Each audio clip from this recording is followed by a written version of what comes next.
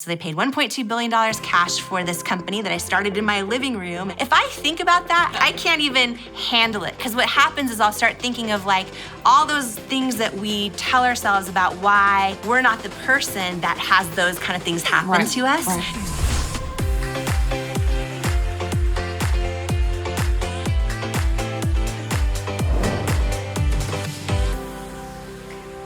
Hey y'all, and welcome to the Christy Wright Show. I'm so excited because today we are talking about something that you should stop being ashamed of. Yeah, it's gonna be a good one. And then I had the opportunity to sit down with the amazing Jamie Kern Lima. Let me tell you about Jamie Kern Lima.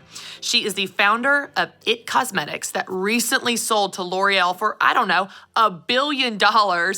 And she's the author of her first brand new book called Believe It. And y'all, she has amazing wisdom for us to learn from. But first, let's talk about this thing that we need to stop being ashamed of. Now, let me tell you a trend I have seen in my life, in my friends' lives, and a lot of women I work with. Here's a pattern. You do something awesome. Let's say you have a big win at work, you get a promotion, you run a marathon, you do something amazing. And people find out about it, they congratulate you, they tell you how awesome you are, what a big deal that is, and here's what you do. Oh, it was nothing. Nothing. It was really no big deal. It was really no big deal. Like, do you do that? Yes, you do that.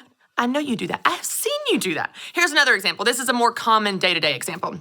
Let's say you decide to host your family for dinner, family dinner. You're gonna have the aunts, the uncles, the extended family, everybody's coming to the dinner table, and you spend hours preparing for this meal. You put so much love into this meal, you wanna make it just perfect, and you do. And so what happens? You're sitting around the dinner table. What do people say? Oh my gosh, this is amazing. The table settings are so beautiful. This is delicious. And what do you say? It's nothing. I just threw it together. Just threw it. Just got some things from the pantry, just threw it. It just magically appeared this way. Listen to me. No, it didn't. You know, it took you 4 hours, 27 steps, 900 ingredients, and scrolling through the Pioneer Woman website over and over and over again to make that happen. You know it did. So when they say, oh my gosh, it's amazing, and you say it's nothing, you're lying. Here's another example, and this is so common. You do it, I do it. I catch myself doing it all the time. You buy a new outfit. You buy a new outfit because it's cute. You look cute. You feel cute. The outfit is cute. And then someone says to you, oh my gosh, you look so cute. This whole thing, I don't know. It was on sale. Got it on the discount rack. Listen, why are you telling the world about all the sales? All you have to do is say thank you. When you say, no, it's not a big deal. Oh, this whole thing. You're lying. You know you bought that outfit because you look cute. But here's what we do. We disagree with the nice things that people say about us. We diminish the truth in their words, and we downplay the great things going on in our lives. We dismiss our success. We are ashamed of the awesome thing we've done. We downplay our strengths. We dismiss their compliments, and we think we're doing it under the banner of humility, and we're not. When you disagree with the nice truth someone has spoken about you, you are not being humble. You are lying. You're being a liar. And here's the reality. It's false humility, and it's not helping you, and it's not helping the other person. Let's just unpack this for a second of all of the reasons that this is a problem. Problem number one, it's not even true. What you're saying, oh, this whole thing, I just threw it together, it's nothing, is a lie. That's not true. You didn't throw it together. The food did not magically appear. The table settings did not appear on the table like something out of Beauty and the Beast. They just put themselves in that position. It didn't happen magically. You worked hard to make that happen. So you're lying. Problem number one. Problem number two, you're disagreeing with this person. Like, they're going out on a limb and they're saying something nice to you and about you and for you, and you're like, let me tell you why you're wrong. You think I'm cute? Let me tell you why I'm not. You think this is delicious? Let me tell you why it's not. you're disagreeing with them. You're being argumentative when someone is being kind to you. But here's the third and maybe most important problem with this. You are damaging your own sense of self-confidence. Because whether you realize it or not, the words you speak shape your beliefs about yourself. So if all day, every day, you say, oh, it's nothing, you begin to feel like nothing. Those words you speak have life in them, and you begin to believe them and live from them, whether they're true or not. Women, I have got to help us get out of this idea that this is humility. This is not humility. This is false humility. It's untrue and it's a problem. If you want to know what real humility is, let's talk about what real humility is. Real humility is gratitude. It's being grateful. It's realizing that all of this stuff, from your good dinners to your hard work to your promotions to your success to your cute outfits to your table setting, is all God's anyway. And you hold these things with open hands going, it's all God's anyway, and I'm so grateful for it and proud of it. That's humility. Real humility is realizing that all of the amazing things in your life are God's anyway. False humility is saying those things are not really amazing. Let me give you an example.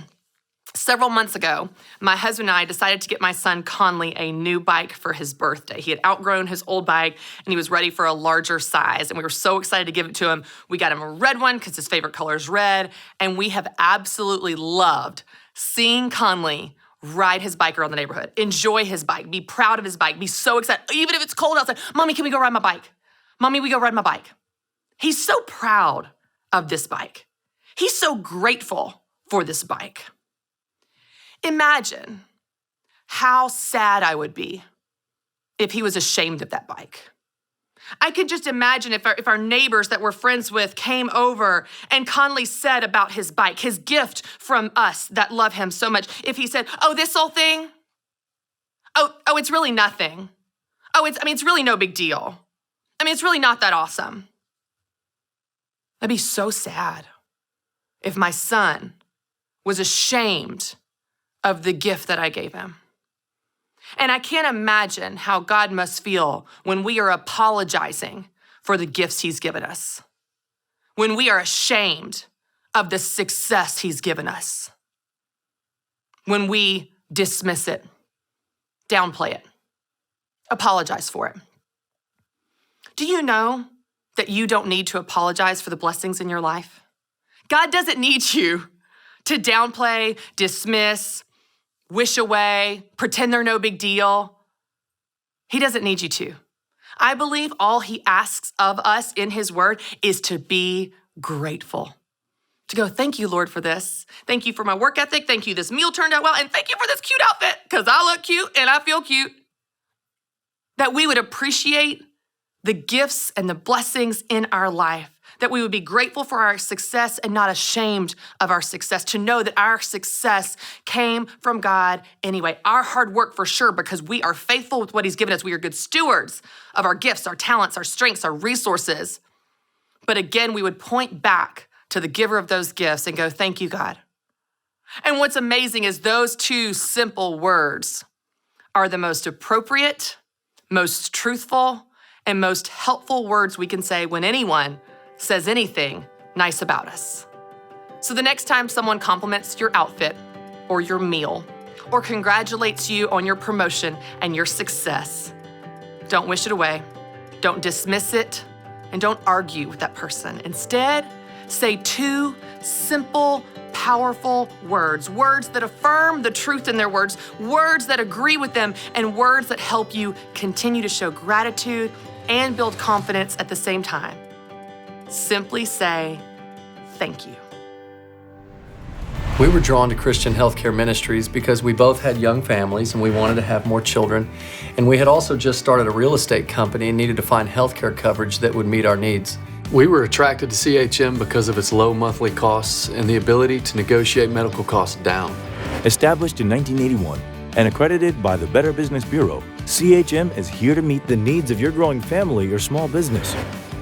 Check us out at chministries.org. We absolutely believe in it. All right, y'all, I'm so excited because I'm backstage at Business Boutique and I get to hang out with the amazing Jamie Kern Lima. And you have a new book. Y'all, we're going to talk about our new book and we're going to talk about all the things. This has been so fun. You just got off stage here at Business Boutique. Your story is incredible. And I wish every single person could hear it, but let's just do a quick overview of how you got the idea to start this cosmetic business and some of the stuff you had to do out of the gate to make it work, because it was not an easy path by any means. Tell us about it. Not an easy path. Yeah, so, I thought I was going to be a journalist my whole career and was anchoring the news, and I started getting rosacea, which is a skin condition that's really red and bumpy, and I realized quickly that there was, I spend my paycheck on every product out there and I couldn't find anything that would work. Yeah. And sometimes when we start, businesses or ideas or goals or dreams, they kind of like come out of this setback that we're having. Yeah. And then it's like we later realize, oh wait, that was a setup for what I'm supposed to do, what God's calling me to do. And at the time I didn't know it was all that. I just knew I couldn't find makeup to work. And so after trying everything, I just decided, okay, I feel like if I can actually figure out how to create a product that works for me, it might also help so many other women out there. And so long story short, on my business, or on my honeymoon flight to South Africa, wrote the business plan with my husband for IT Cosmetics, and we got back and quit our jobs and literally just went all in. And I thought that would be the start of this amazing journey. Right. And it's now, when you look at the business now, which for the entire year of 2020, IT Cosmetics just became the largest makeup company in the country. So 20 years ago, I was a Denny's waitress, saving my tip money to buy a Lancome eyeliner, a MAC lipstick, and this company I started in my living room is now larger than all of them, but the journey was hard. So when we actually started the business, it was 3 years. The first 3 years were all no's. So I would think, we have this product that actually works. We poured our savings into creating a product that after hundreds of iterations worked for me, which is our Bye Bye Under Eye Concealer. And I thought, if women get their hands on this, they're gonna love it. And we launched our website and no sales, right? And I would send it to all the beauty retailers, the department stores, QVC, and it was 3 years of hearing no from everybody. And we got down to our last $1,000 in our personal account, which is also our company bank account, and it was a really tough journey. It's tough when you can't afford to hire anyone who is smarter than you and knows what they're doing, and you're just trying to figure it all out. It's tough to figure out how to keep your faith, right, bigger than your fear, and how to believe in yourself when it feels like no one else really is. Right. And so it's been this crazy journey of sticking with authenticity and really listening to this still small voice of knowing, okay, I'm on this right track and I'm not seeing proof of it yet, but every time I check back in, I feel like I'm on the right track. And we eventually, after a real funny story, got one shot on QVC in a 10-minute window.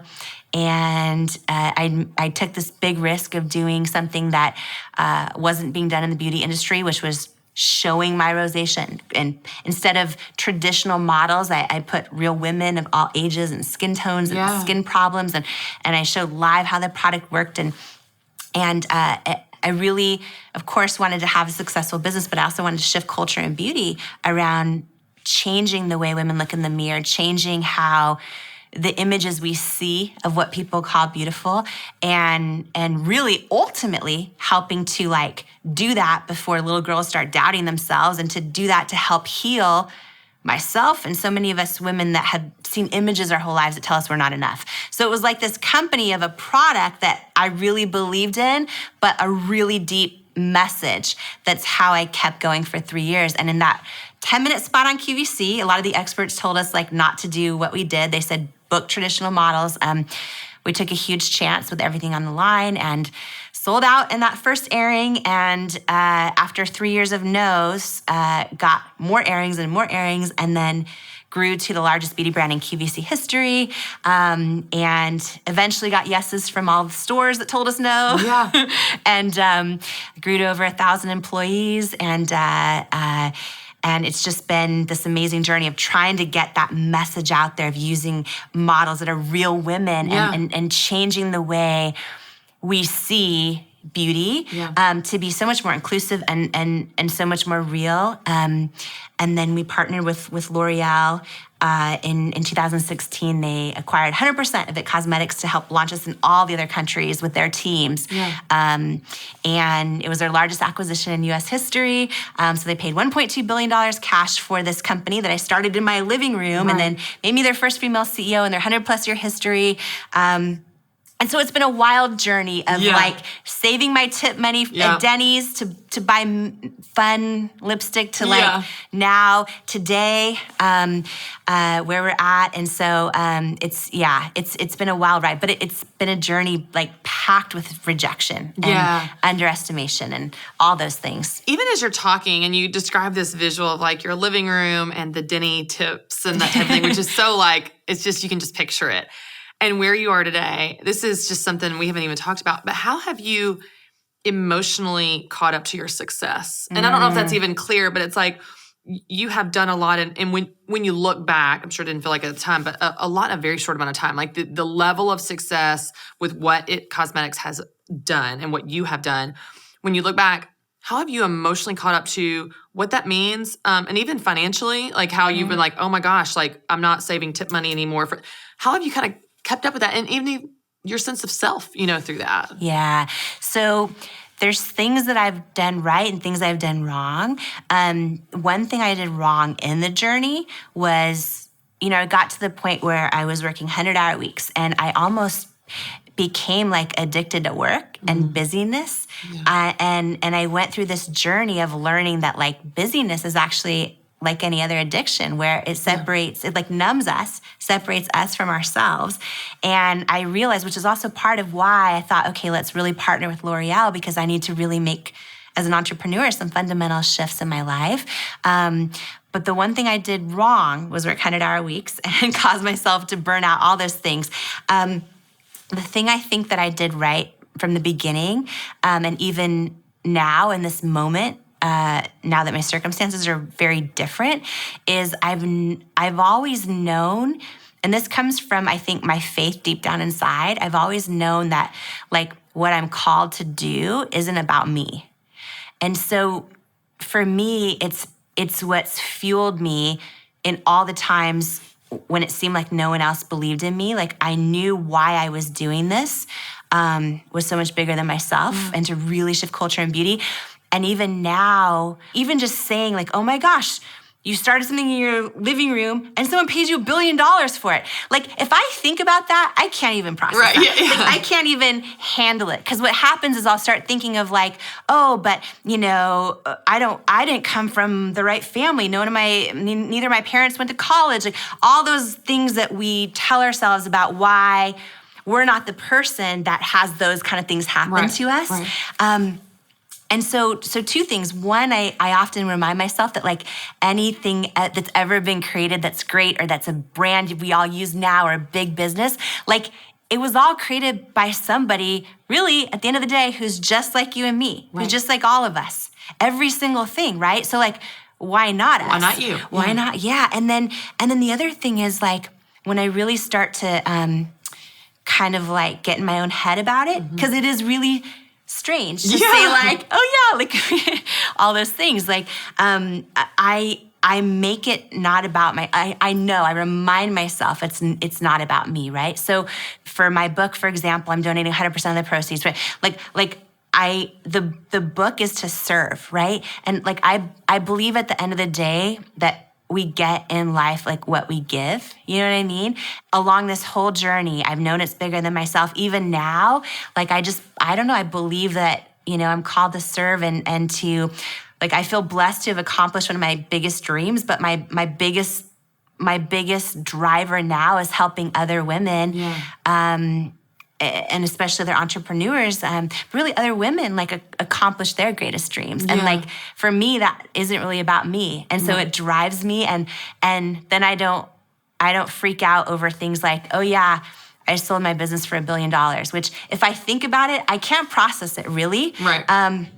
And so I just have to flip it in my mind as, okay, maybe this is a cool example that is another example for other entrepreneurs of like, it's possible for them. Right. You know? Yeah, I love that example. When we teach often about the power of your thoughts, we use the example of the 4-minute mile. It had never been broken, until Roger Bannister broke it. And then after he broke it, it was broken, 6 more times that year and 500 times since then because someone showed that it was possible. And so it's amazing to think of the $1 million businesses, the $1 billion businesses that will be birthed because like Oprah did for you, you are doing for others of showing that it's possible.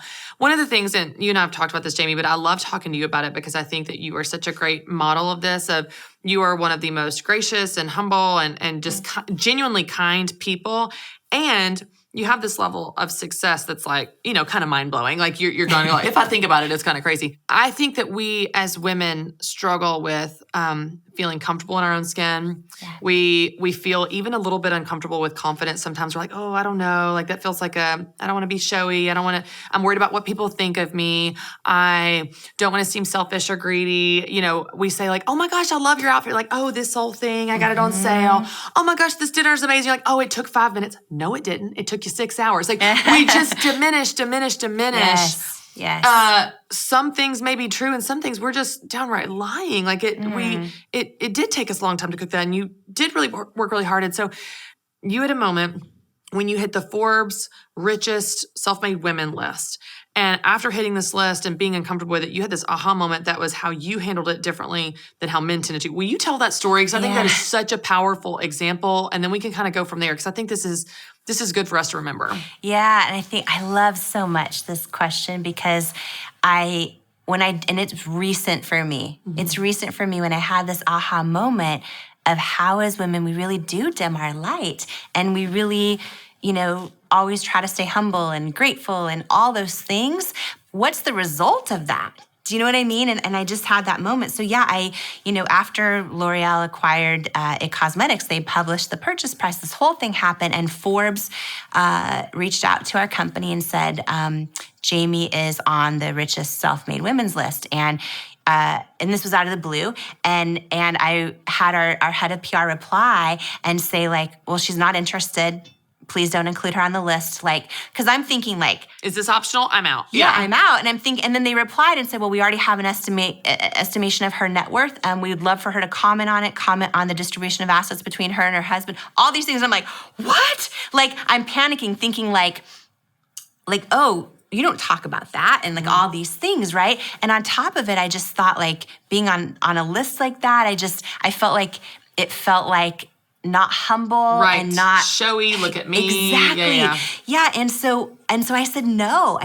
And then they wrote back and said, well, it doesn't really matter if she wants to comment or not because she's on the list. Our list is accurate. Right. We know everyone's net worth, and the list has to be accurate for it to mean anything. So she's on the list. And I was just like, oh my goodness. And all the teams of bankers and lawyers and stuff, somehow they have estimates they believe are true. And so long story short, I said, well, okay, if they would share, the It Cosmetic story, stuff like that, that could be amazing.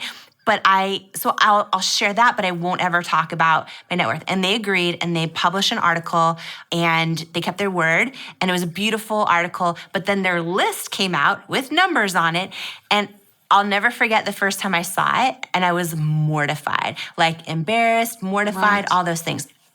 So they publish it every year.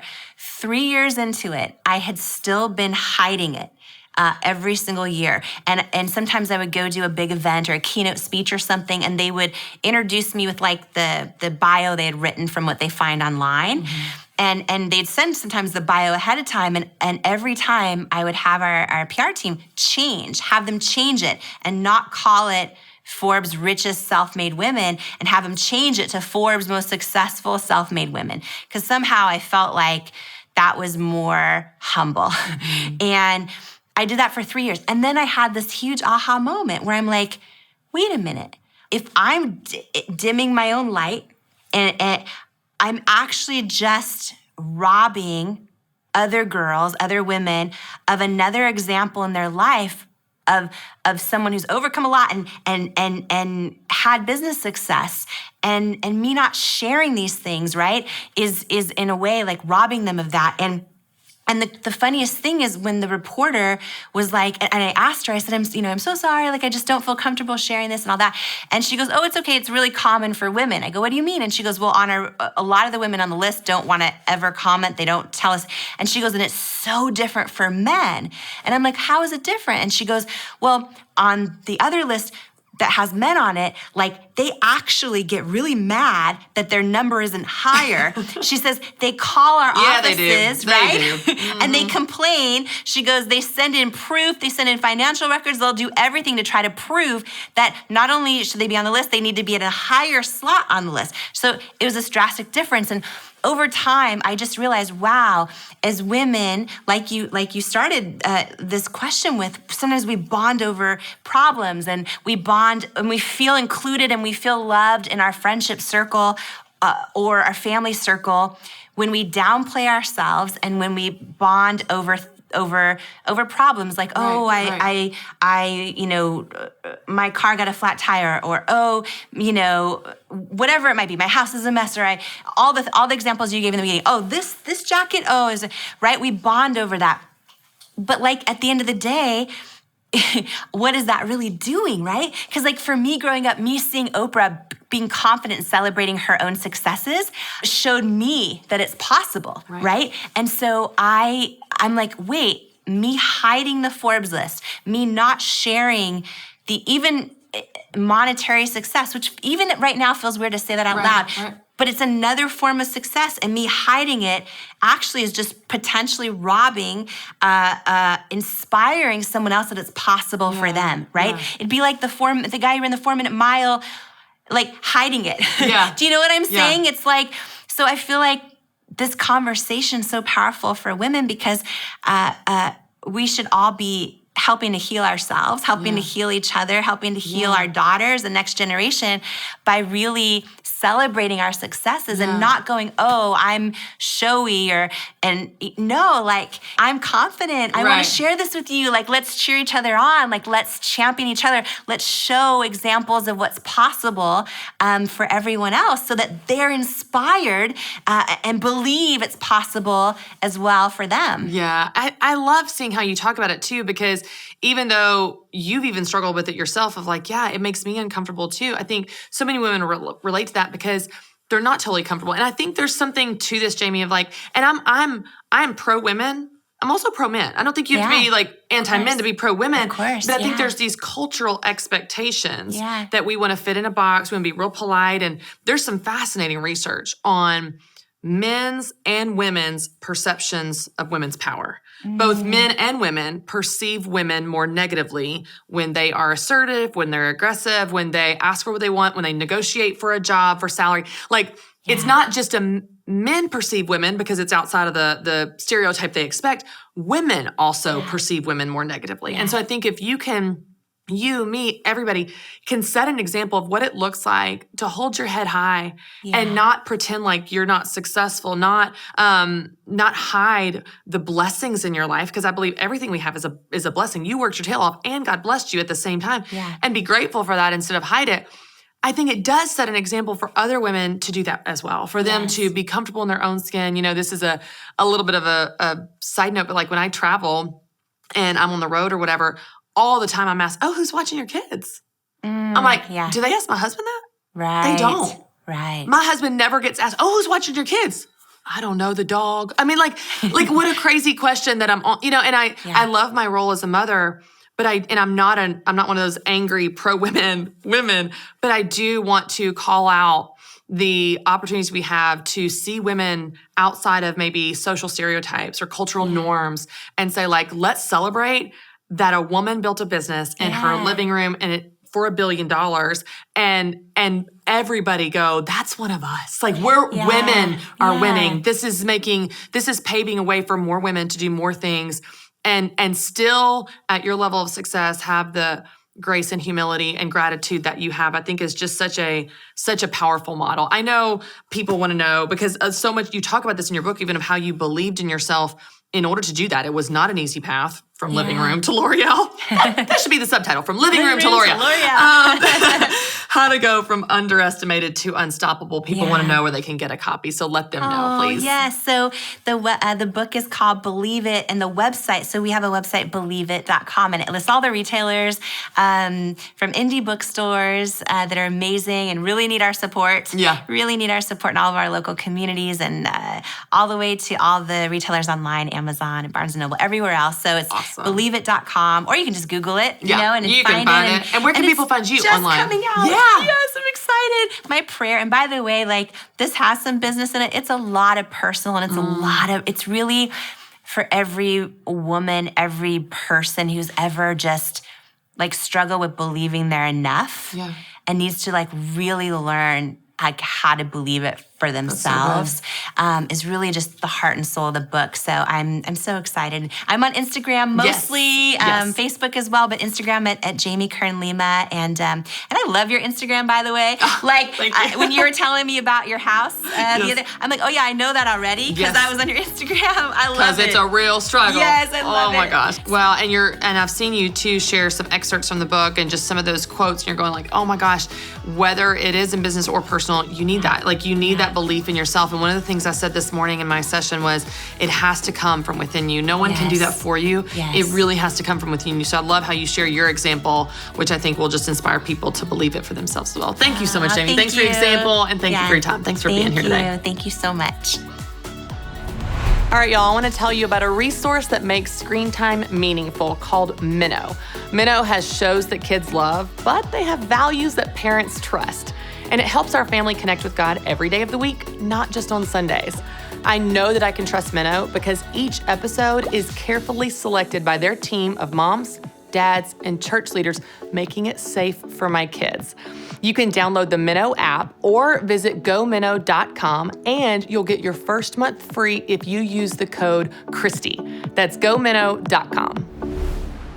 All right, y'all, we are spending a lot of time today talking about what it feels like to be ashamed of your success, or at best, uncomfortable with it. We don't want to come across as egotistical or arrogant or like we think we're better than anybody else, and I totally get that. I think there are pieces of our feelings that are really accurate and good and noble and true. But in focusing on ourselves and thinking about all that we've done or haven't done or how it appears to other people, I think we miss a really important piece in the equation. And it might just be a piece that fixes all of our weird feelings anyway. And this comes from James 1:17. It's a verse you're probably familiar with, but I want to remind you of it in light of what we're talking about today. James 1:17 says, "Every good and perfect gift is from above, coming down from the Father of the heavenly lights, who does not change like shifting shadows." I love this reminder. Every good and perfect gift is from above, coming down from the Father of heavenly lights. You know, for me, especially in the last 10 years or so, I got a better understanding that everything good in my life is from the Lord, that all of my blessings are from God, all of my gifts are from God, all of that. But there was always just like one or two things that I kind of held on to. Like, okay, God, like you gave me all that stuff, but like this, like I totally did this. One of those things, this is a true story, that I always just kind of held on to, like, okay, this one's mine, is my work ethic. I know this sounds weird, but I can see how God has blessed me with an amazing husband and amazing children and all of these things, an amazing company to get to work for. I didn't totally do that on my own. The Lord brought those things into my life. But like my work ethic, like I did that. You know what I mean? Like I'm like, I built that, I did that. I'm really proud of the fact that I work hard. I really, that's a big part of my identity. I value hard work. I'm proud when I work hard, whether it's anything, whether I'm working hard at work or working hard training for a marathon or just working hard trying to keep my kids from killing each other. Like I value hard work. It's something I really like about myself, and it's something I'm really proud of. But there was a time a few years ago when I think I was probably having this internal dialogue with God, and I was saying something about this hard work thing, and I felt God say, you know that's from me too, right? Like, you know that's from me. The fact that you work hard, I did that. The fact that you care about hard work, I gave you that. The fact that that's a part of your identity and values, that's from me. And it was this aha moment of realizing truly every good and perfect gift is from above. There's nothing I've done on my own. There's nothing I've produced on my own. There's nothing in my life I can point to and say, I did that by myself. I am so amazing. Look at me, everyone. Where is my standing ovation? Because I didn't do anything by myself.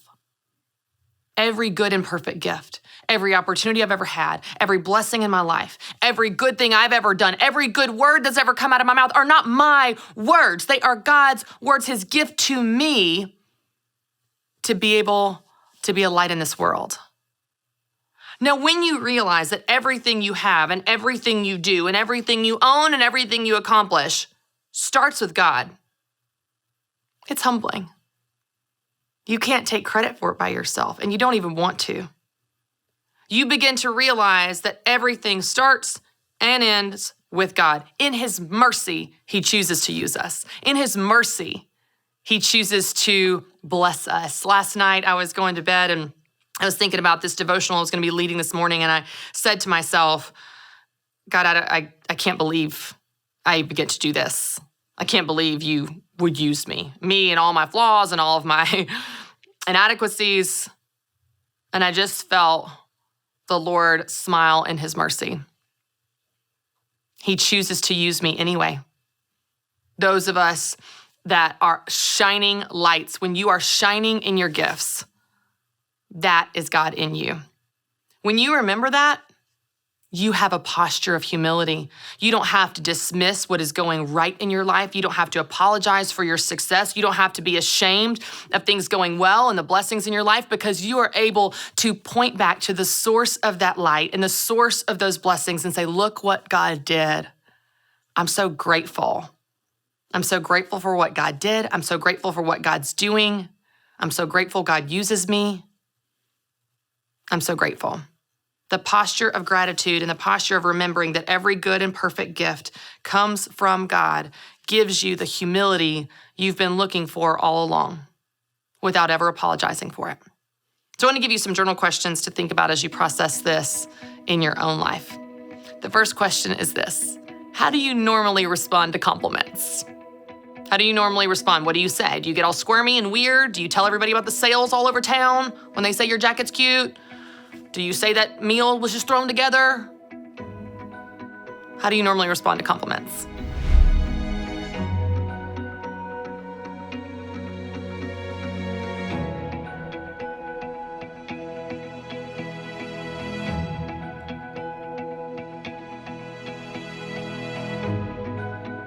All right, your second question is this: what does humility mean to you? Really spend some time with this one. How would you define it in your own words? What does it look like to be a humble person and be truthful and not be ashamed? What does humility look like to you?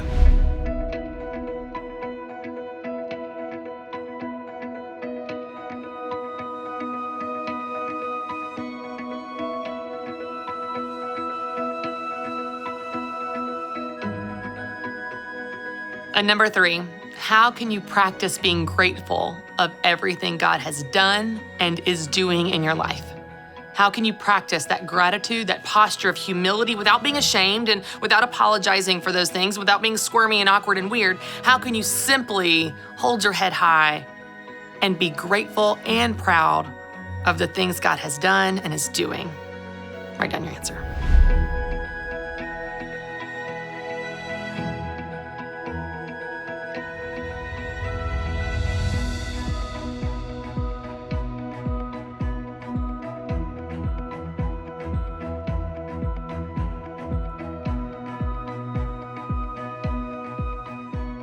All right, I would love to pray for us as we wrap up. God, thank you that every good and perfect gift comes from you.